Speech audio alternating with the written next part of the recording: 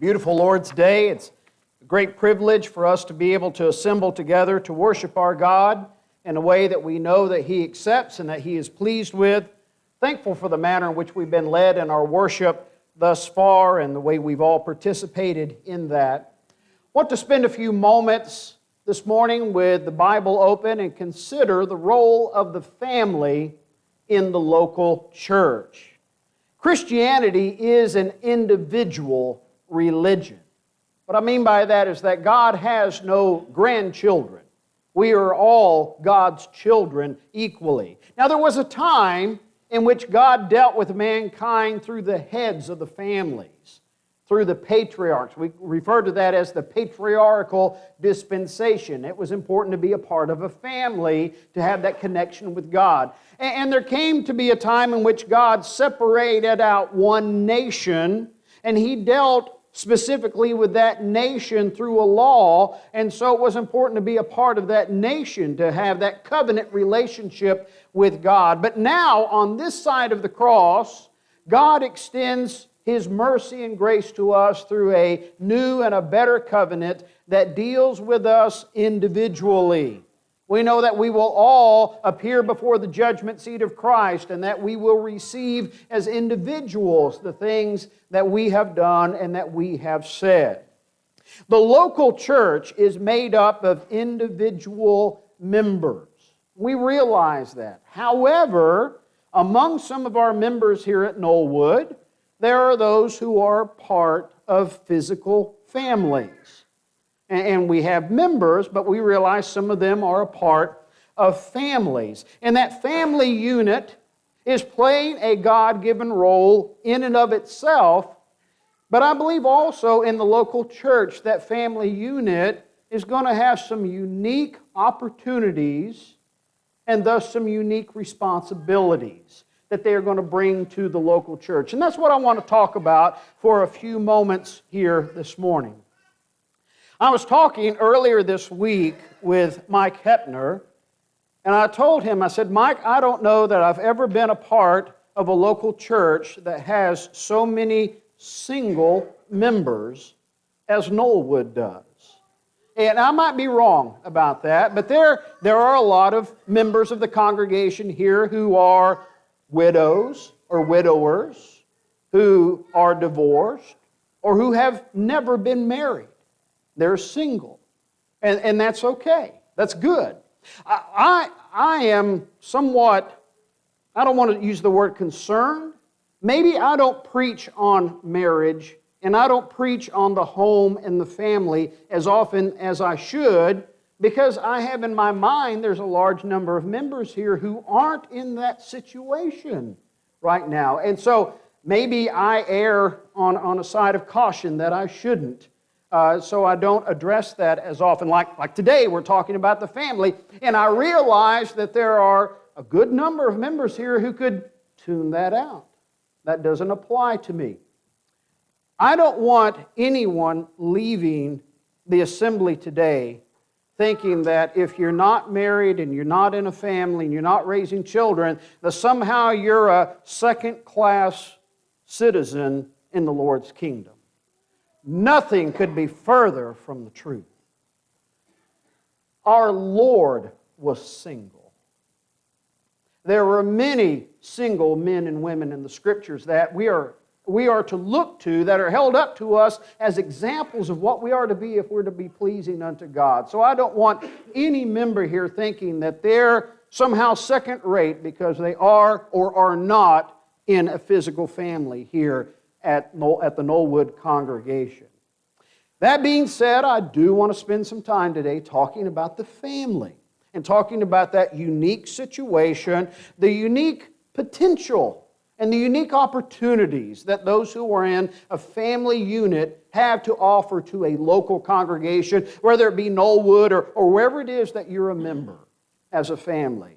What are some things that you bring to the local church? Well, let's consider number one, the unique things that a family can contribute to the local work and worship of the church. And I want to look at Ephesians chapter 4. Ephesians chapter 4 and at verse 16. I'm guessing this is becoming one of my favorite passages in the New Testament because I'm often drawn to it and I often read it in my preaching and in my teaching. In Ephesians chapter 4, the Apostle Paul tells us to walk worthy of our calling and tells us that we are to endeavor to keep the unity of the Spirit in the bond of peace. And he wraps it up here in verse 16 when he says, "From whom the whole body, joined and knit together by what every joint supplies, according to the effective working by which every part does its share, causes growth of the body for the edifying of itself in love." We want to see the local church grow. We want to see it grow spiritually. We want to see it grow numerically. How's that going to happen? If every part, if every joint, if every member is supplying what they can. Every one of us brings something unique because God has made us as unique individuals. But there are some things that the family unit can contribute to the local church as a family. Now, let's consider attendance. Let's start with something just as easy as attendance. Think about this. If an individual member misses, that's one thing. If a family of 4 or 6 is gone, that's something else. Your attendance here is important. We know Hebrews chapter 10, verse 25, we are not to forsake the assembling of ourselves together, as is the manner of some, but we're to exhort one another. And so have your family here to be exhorted, but also to exhort. And we benefit from the families that are here, from all the children that are here. We benefit from that. That helps us so much. So be here, and be here regularly. Be here for every service that you can attend. And let's include Bible classes here. Have your children here for their Bible classes. Our teachers work so hard in developing and teaching the Bible classes for all of the ages. The elders work hard. There's a lot of hard work that goes on behind the scenes for that. Have your family here for the Bible classes on the Lord's Day and on Wednesday as well. And parents, help your children to get their material ready, their class material done for class. Have their lessons done. Make sure that they're showing up with their lessons filled out and their lessons done. That's something that you can do as a family. Volunteer. As we continue to grow here at Knollwood, there are going to be more needs. There are going to be more areas where people need to step up and fill the gap. You can do that as a family. Preparing communion, I think, is a great thing for a family to be doing. For the children in the family to be learning how to do that, the responsibility that goes with that, calling on those who are absent, being a part of the visitation groups as a family, signing up to feed the visiting preacher during a gospel meeting. That list is already up, and there's already a couple of families that have signed up to do that. Now, I'm thankful for that, and I know it's going to get filled out, but do that as a family. That's something you can do. So volunteer as a family. A single Barnabas is great. How about an entire family of Barnabases? Work with your family, work with your children on being encouragers, to encourage those who are in need, to lift up those hands that are hanging down. When you send a card to somebody, have the entire family sign it. Mom and dad and all the children. Do that as a family. Be encouragers. That's something that you can contribute as a family. And responding to visitors and helping the visitors that we have. Teach your children, teach every member of your family to be looking out for those who are visitors. When they see somebody new at the services. You don't want the children in your family walking into the building and turning to you and saying, "Someone's got our seat." You don't want that happening. No, teach your children to look for visitors, to say hello to visitors. And when we dismiss to our Bible classes and they see someone their age, "I know where your class is. Let me help you find your class." And that's something that you can do as a family. So we as individuals can do all these things, but As families, I want you to think about your family being involved in contributing to what's happening here at Knollwood in these different areas. So what can you do as a family? You can help to contribute to the work and the worship of the church here at Knollwood. Secondly, let's look at James chapter 1 verse 27 and spend a few moments thinking about visitation. Visitation. James 1 verse 27 says, "Pure and undefiled religion before God and the Father is this, to visit orphans and widows in their trouble, and to keep oneself unspotted from the world." The word visit here in this text, to visit orphans and widows in their trouble, the word visit doesn't mean you stop by and say hello and watch a little bit of the game on TV with them. It's taken from a Greek word that means to look upon in order to help or relieve. And that's why what's specified here is orphans and widows. Here are people that in Bible times, before you had organizations by the government and different groups in town, these are people who were in need. These were individuals who needed help. Today, we can look out and we can see people who are in need. We can see people who need help. We can be visiting them. That is, we can be going to them to help to relieve them as a family. I want you to think about doing this as a family. Why should I do this as a family? Why should I get my children involved in going and visiting and helping those who are sick and those who need help? Well, do you want your children to have pure and undefiled religion? Do you want your children to have that? Yes, you do. We all do. This is a part of it, and they need to be taught this. Now, I'll pause right here. Some wisdom needs to be employed. There are some people when they are sick, there are some people when they are distressed, they don't need a house full of people coming to see them. They don't need children brought to see them. So we need to exercise some wisdom here. There may be some situations we're not ready to bring our children into, or that individual doesn't need that at this time. But if you think about it, you ask about it, and realize that's something that would be appropriate, take your children. Go and do it as a family. Get in the habit of visiting those who are sick, those who are shut-ins, as an entire family. Where we lived before in Texas, there was a nursing home there in that small community, and the members of the congregation did a lot in that nursing home, and so I got to know some of the people there, and I would notice that anytime children came in, anytime we brought children in, faces would light up in that place. The people there, all they see all day long are the adult staff or the people their age who are struggling as well. And to just see a child come through would brighten their face and would make their day. That's something that you can do as a family. Our children need to learn what it's like to prepare a meal and not eat a bite of it because it's given to somebody else. To make a whole batch of cookies and it's not for them.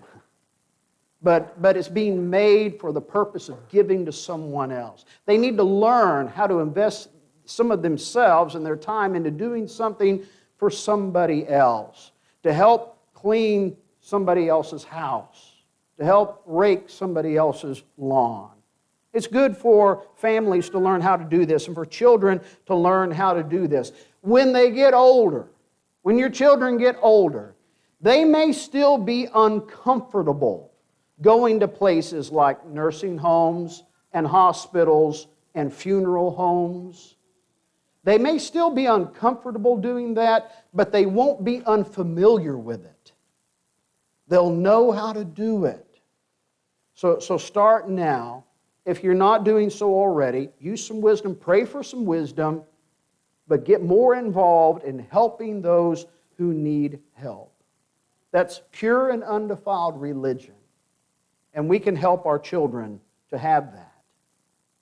Let's think now, instead of making something to take to somebody else, let's think for a moment about having people who are in need into our home.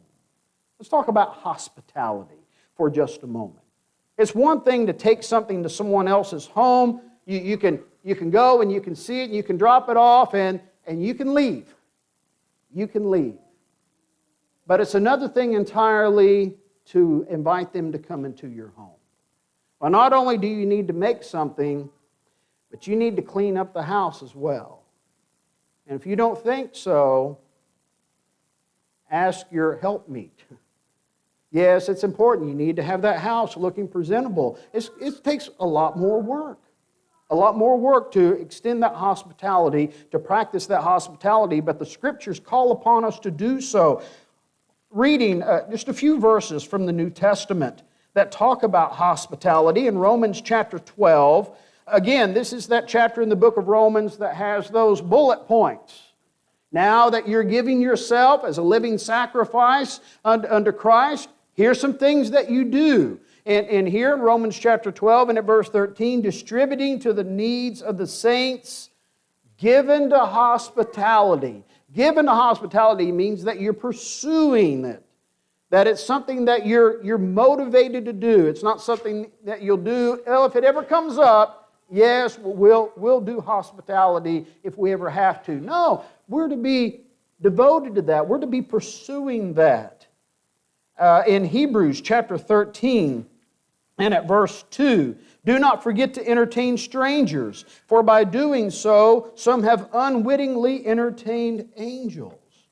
So bringing people into our home that we know, we're a lot more comfortable about opening up our home to relatives and friends that we're close to, that we know really well. But doing this with strangers, doing this with maybe members of the congregation we don't know very well. Maybe it's new members of the congregation. I'll have more to say about that in just a moment.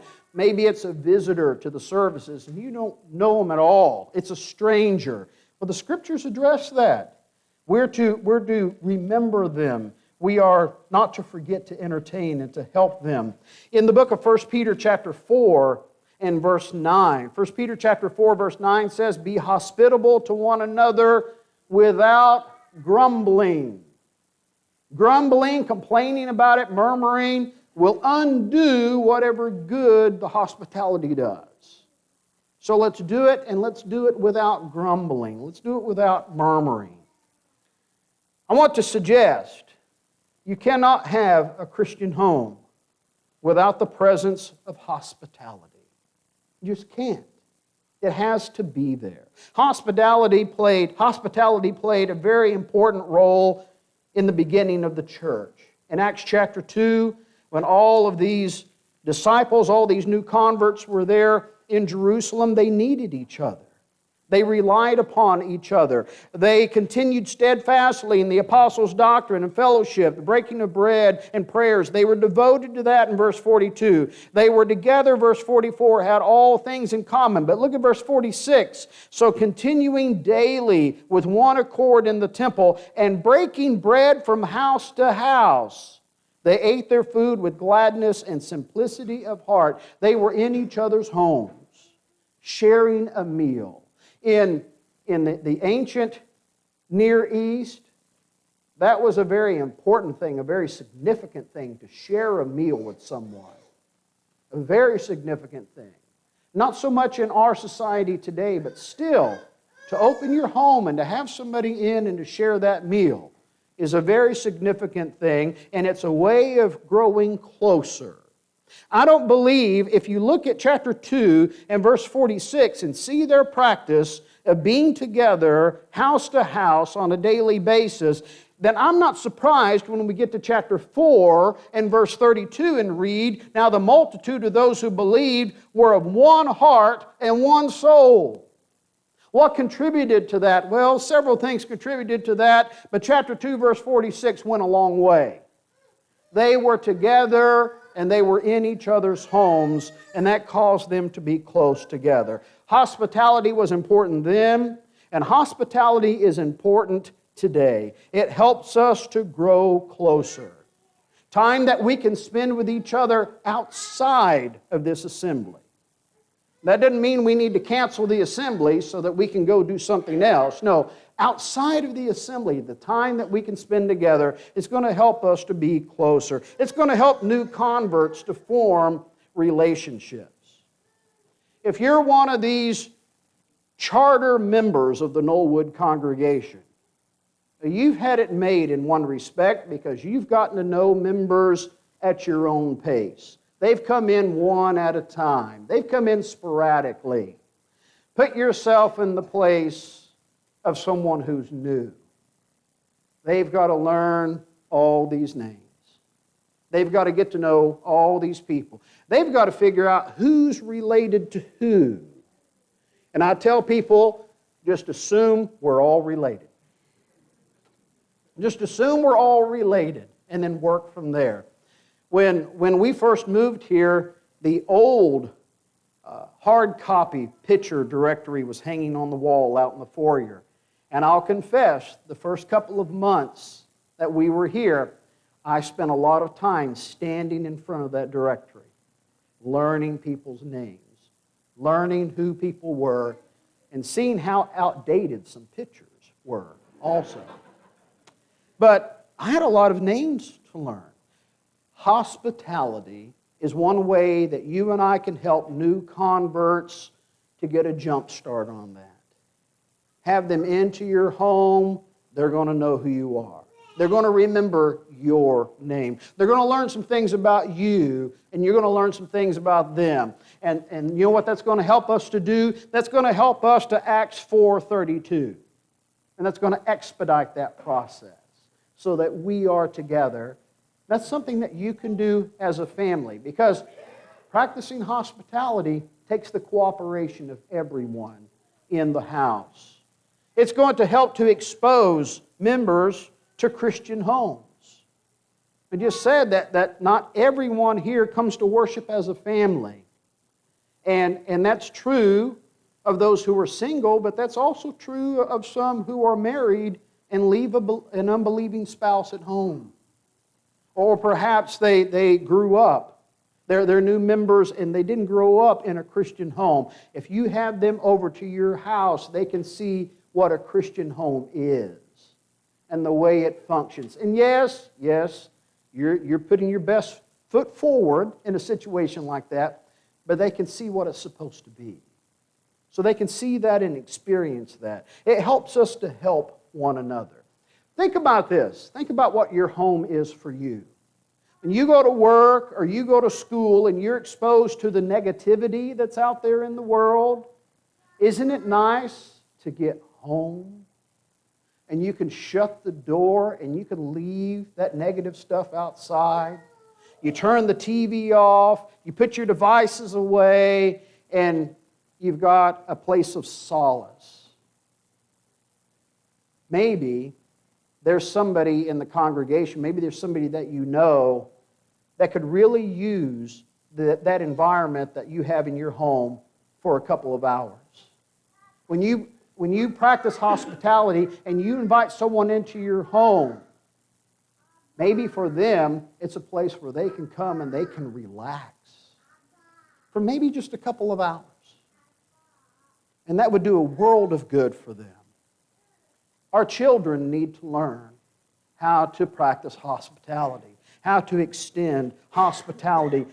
In the book of Hebrews at chapter 13 and verse 16, Hebrews 13 verse 16 says, "But do not forget to do good and to share, for with such sacrifices God is well pleased." Our children need to learn how to do that. They need to learn to do good and to share, and hospitality is one way that they can do that. And they need to learn how to do that by watching mom and dad practice hospitality without grumbling. Remember 1 Peter 4 verse 9?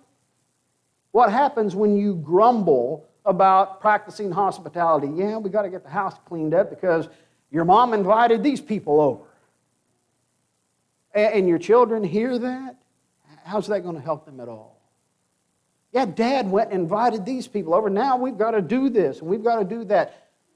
No, It's not just the people who are benefiting from the hospitality that don't need to hear the grumbling. Your children don't need to hear the grumbling either.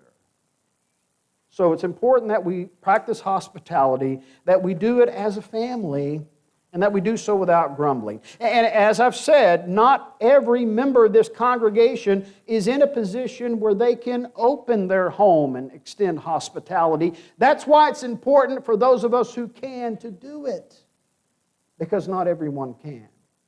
Maybe you can and you haven't been.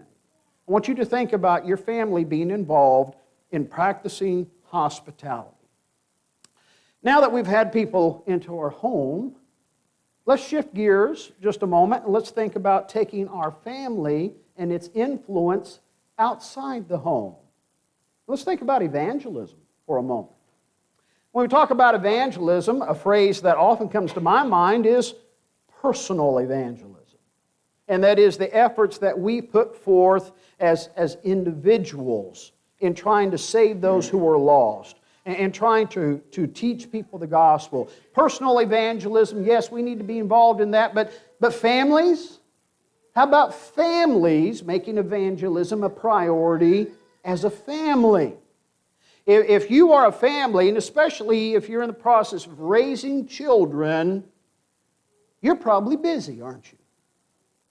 You're probably busy. You're busy with a lot of things. Use that. Use that busy schedule to the benefit of influencing others for the gospel of Jesus Christ. You might be busy with your children being involved in sports, and you go to practice maybe once or twice a week. Maybe you laugh, once or twice would be great. No, we have to be there all week long. You're at practice, and then you go to the games, and you're there with other families. Maybe they're playing an instrument, so there's practice. And then there's the show. There's where they get to perform. Maybe they're involved in competitions. And they're working with other people their age to build something, to put something together. Or they're working together and they go off for a competition. You're there with other families helping with that. Maybe you're involved in scouting. Maybe in homeschool you're involved in a co-op. You're with other people. You're with other families. Here's what you need to do. You need to let your light shine. You've got unique opportunities that I don't have anymore.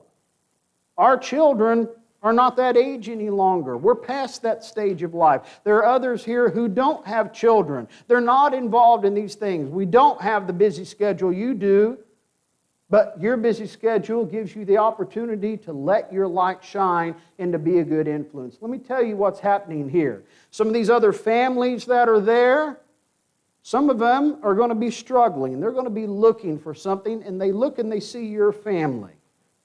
They see your family and they realize you've got something they don't. And so they're going to ask you about it. They're going to talk to you about that, and you're going to talk about your faith. Now, am I saying that if you get your family involved in these things, then all of a sudden we're going to start converting everybody on the team? No, not likely. It could happen. That'd be great. Not likely. But it will happen. It will happen. So think about your family being involved in evangelism. And I want to hit the pause button again, and I want to express some praise for our young people who invite their friends to come to church with them. It's amazing. It's amazing to see. And here's what I want you to do. I want you to keep doing that.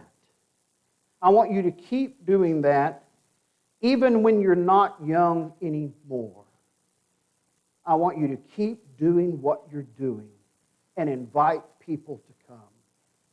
And your generation is going to come up, and another generation is going to come up behind you that's going to be involved in that, and the kingdom's going to grow and grow and grow. So keep doing that. That's something that families are doing to help to spread the gospel. So keep that up. You've got a busy schedule. We sympathize with you.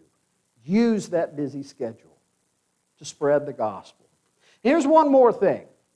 Here's one more thing I want us to consider something that the family will contribute to the local congregation is to produce elders and deacons.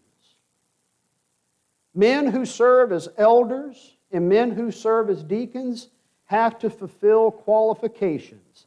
And some of these qualifications are what we would call family qualifications. Looking at elders in Titus chapter 1 and verse 6, if a man is blameless, the husband of one wife, having faithful children, not accused of dissipation or insubordination, that man can be qualified to serve as an elder. In 1 Timothy at chapter 3, verses 4 and 5, one who rules his own house well, having his children in submission with all reverence. For if a man does not know how to rule his own house, how will he take care of the church of God? So in order to serve as an elder, a man has to desire the position, has to have other qualities regarding his character, but there are family qualifications as well. Has to be married to a faithful Christian, has to keep control of his house, do a good job raising his family, and apparently has to have a gray suit. No, you don't have to have a gray suit. But you have to have those family qualifications in order to serve. So a wife is going to help her husband or be a hindrance to her husband's serving. How about deacons?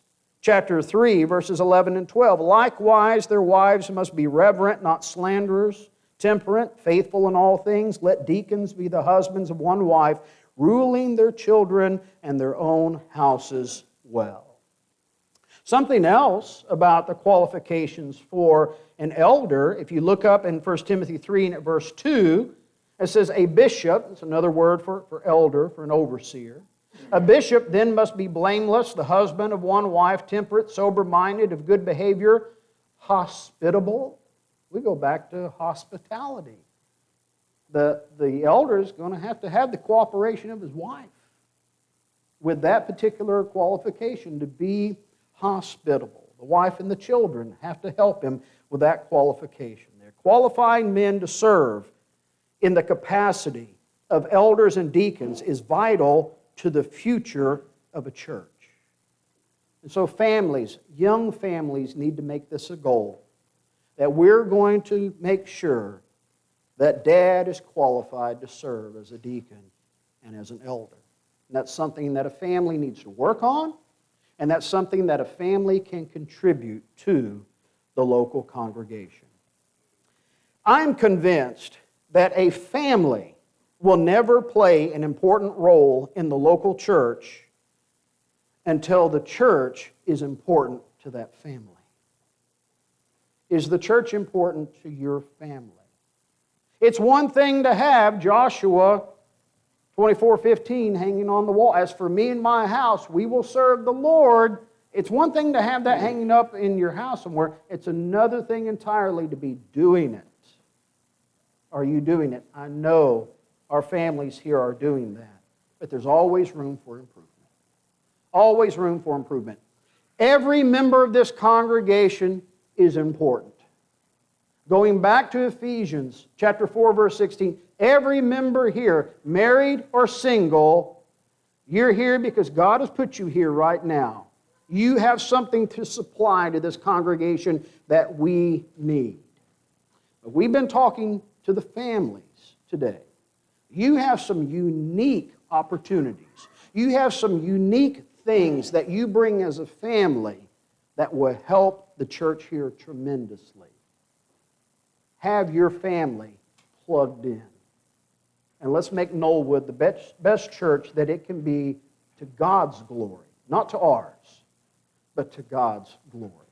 Thank you so much for your kind attention. If you're here and you're not yet a Christian, not yet a child of God, then you need to become one so you can be a part of God's family. As we said, God doesn't have any grandchildren. God only has children. Are you a child of God? Do you believe that Jesus is the Son of God? If you do, then act upon that belief by repenting of your sins, confessing your faith, and being baptized in water, to have those sins washed away, to be born again as a child of God. If we can help you with that, or we can help you with any spiritual need you may have, would you let us know by coming forward as we stand and sing this song?